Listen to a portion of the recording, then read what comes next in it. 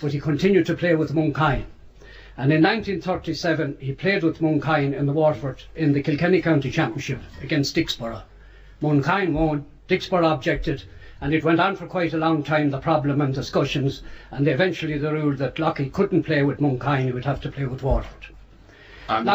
Lockie was selected for Waterford, and he didn't turn out. He didn't, obviously the man wanted to continue, he had made friends in Monkine, he wanted to continue with Monkine and Kilkenny. And Waterford County Board suspended him. Again his problem went to headquarters, again it went on for quite a while, and the president of the day ruled that Lockie could not be suspended by Waterford. He wasn't associated or a member of any club in Waterford, therefore the suspension was lifted. Lockie then joined Mount Sion, famous Waterford club, Canuck-Sheen, famous to this day, who were founded around that time, won a county championship with them and played with Waterford against Dublin in the All-Ireland final of 1938. Unfortunately they lost. Lockie developed tuberculosis, a scourge in the country in the early 40s. And the tragedy was he died before Waterford won the All-Ireland. The tragedy was that he died at 27 years of age in 1941.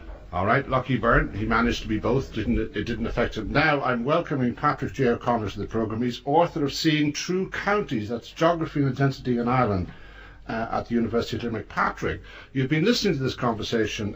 If anything, it proves how critically important, as Jim beside you said, identity and county boundaries are. Where did these county boundaries come from? Who drew them? Well, they're rooted in the medieval period, Tom, but there are only 12 counties in Ireland that are authentically high medieval, 13th century, and among them are Kilkenny and Waterford. They're medieval counties? They're medieval counties. And the river presumably was the boundary? The river would have been the boundary, sure, pretty certain, yeah. Why were they drawn? What was the purpose of them, apart from causing local wars? It was part of the Norman colonisation, colonisation and settlement. And was it land divisions and ownership? It was, yeah, it was. There were administrative devices, administrative entities, shires. Shiring Ireland is an old story, and of course, the cult and the story of the county is a very old one, and one that, in some ways, hasn't undergone that much mutation. The other 20 then, there are 5 Munster counties that are 13th century and 7 Leinster ones, the coastal ones, and then Kilkenny, Kildare and of course what's been absolutely critical is that when the GAA was set up, it founded itself largely on the counties, which really has taken that sense of identity into the 21st century in a huge way. Oh, it has, yeah. I mean that's what struck me. When I came eventually at the end of the book to evoking the county, I mean, what shone out luminously and lustrously was the GAA and its impact. And it was a case there, that the GAA simply latched on to an existing scenario. Yes, they did, and in codifying their games, they picked from far and wide as well. Foreign games certainly entered into the scene. And of course, all of those counties are composed of townlands. Ultimately, and the townlands are terribly rooted in the sense of place, aren't they? Yeah. Well, there are 62,205 of those in the country as a whole. In the whole of Ireland, not just three counties. The whole of Ireland, yeah. Right. Yeah. So I mean, there's a phenomenal matrix of landed entities in this country. Because one of the things that's always struck me is Patrick, is that the sense of place is absolutely hugely critical to people in this country, even down to the bend in the road or the particular street corner. Yeah, the songs that are written about the sense of place, the poems. Yeah. And what is that rooted in? Well, I think Kavanagh's great poem epic, in so many ways, I think, is illustrative. Yeah, give us those last 6 lines. Well, I give you that the last of it is gods make their own importance, and that was. I inclined to lose my faith in Ballyrush and Gorton till Homer's ghost came whispering to my mind. He said, I made the Iliad from such a local row. Gods make their own importance. Yeah. I think that's illustrative of it's.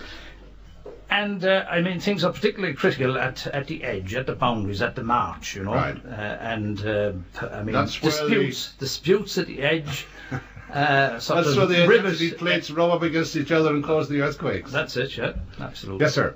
Yeah, just to follow up on Patrick's point. first point I'd make is that what predated the county was the old Gaelic tua. And the older a county is, the more it reflected the old Gaelic tua. And as Patrick rightly points out, Waterford and Kilkenny were in part of that Gaelic tradition because they were built on the ancient tuas. Could I also say that we say a lot of people regard the tua as a GA, or sorry, the county as the GA thing, which is, we've proven here, is incorrect. But could I say that O'Connell, in his repeal movement, used the county as his basis of organisation. Parnell used the county as his basis of organisation. The British, when they were here in the 19th century, used the poor law unions as their local administration in the mid-19th century. But when it came to setting up the local government administration system in this country in 1898, what they did was they used the county system for local administration. And they have, if you like, proved themselves over that time. I'd just make that point, make it clear on it. So you can see, David Walsh. This is a difficult area to be trying to impose normal politics on, isn't it? It's not. No, it's not. It's an area that I love. It's very close to my heart. No, but in terms of this emotional area we're talking about, this identity. Let me expand. When you're listening to something here, you're looking as if we're two completely distinct cultures. We're not. We socialise together, we go to games together, we drink in the pub together, we marry one another, we go to hospital to get treatment, we go to school to be educated. And where in the main are all those happening? In Waterford. Now the thing about here is that we're not, and I'm not hell-bent on any kind of mission to grab land. Sure. Anything that we are saying here is a logical based argument in order to create an engine in this area to create jobs and to bring in proper infrastructure to let the area breathe. And one last thing, that the last border boundary extension that we got gave Ferrybank, Rockingham a model estate and gave us Killian's Place. Ferrybank came within an inch of being an old people's community, right, with no children being reared in the older part of Ferrybank. We needed the urban movement into the area in order to create a nucleus such today. Yes, sir. This wouldn't be an old people's community.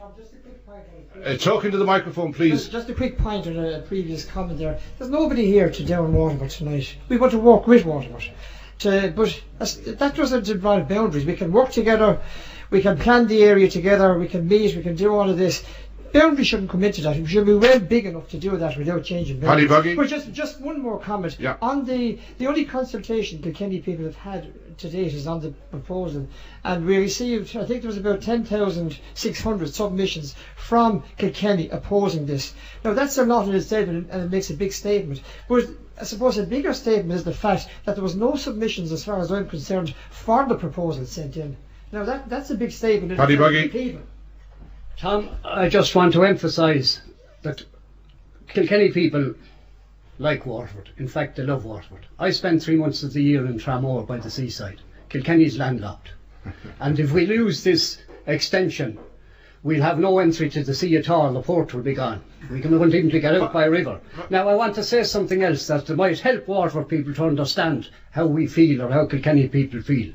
When this was first moved by Waterford Corporation, the Mayor of Clonmel made a statement that it would be of great benefit to Clonmel if they could get land from Waterford County Council to extend Clonmel town out into County Waterford.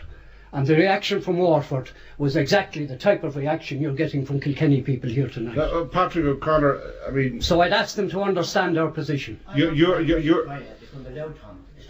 I'm representing this area for nearly 30 years, but my cousin before me represented South Kilkenny for 20 years. Right. I am making representations on behalf of a wide variety of people that's living in South Kilkenny, and I'm not making it a condition that they have to support a border boundary extension. It is nothing more than a reaction to the needs of the people in this area who feel they're not getting a fair crack of the whip from Kilkenny County Council, and they see that to get Waterford City Council on their side, which is only less than 3 miles from this area that we're looking at. Now this 10,000 signatures, the electoral area only covers for 3,200. But Tomas Bragg, Yeah, can I just say to you, it would seem like that Kilkenny is turning its nose up at the prospect of development, housing, infrastructure? Not at all, not at all. And I correct something that David said earlier on. The money for Bellevue Port came from